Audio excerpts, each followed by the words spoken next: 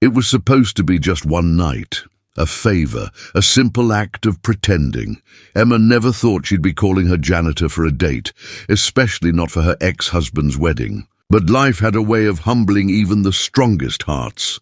Her ex, Daniel, had left her for someone younger, a model, the kind of woman Emma once thought she could never compete with. The invitations had gone out, and despite her attempts to move on, Emma still felt that familiar ache every time she saw their names printed together. When her best friend pushed her to show up looking radiant and unbothered, Emma panicked. She didn't have anyone. No date, no time. No one she trusted enough to fake affection for one night. That's when she saw him, Jack, the quiet janitor who worked evenings in her office building. A single dad. Polite, humble, and always smiling even when life clearly wasn't easy. She didn't know why, but something about his calmness made her heart slow down. "Jack, would you consider pretending to be my date?" she asked one night, half embarrassed, half desperate.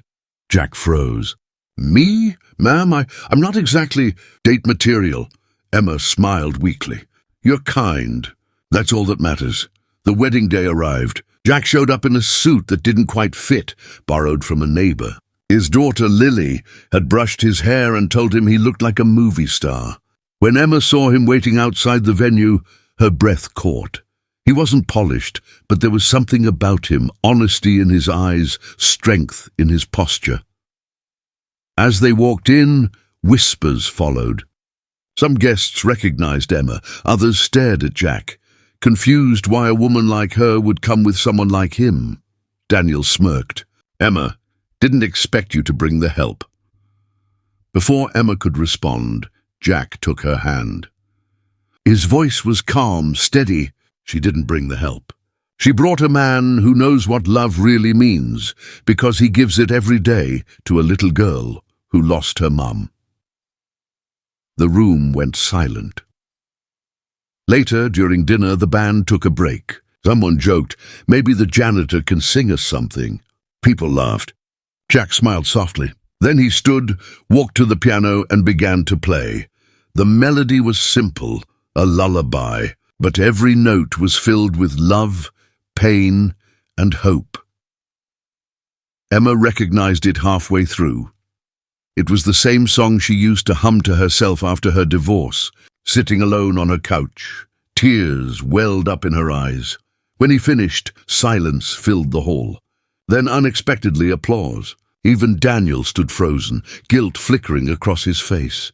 Emma turned to Jack, whispering, "That song. How do you know it?" He smiled faintly. "It's the one Lily's mom used to sing before she passed. I guess broken hearts find the same music." Outside, after the wedding, Emma thanked him.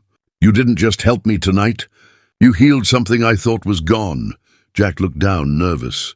"You helped me too. I haven't smiled like that in years." Just then, a small voice interrupted. Lily, standing with a bunch of wildflowers she'd picked nearby. "Miss Emma, can you come to our house sometime? Daddy smiles when you're around." Emma knelt, tears streaming down her face. "I'd love that, sweetheart."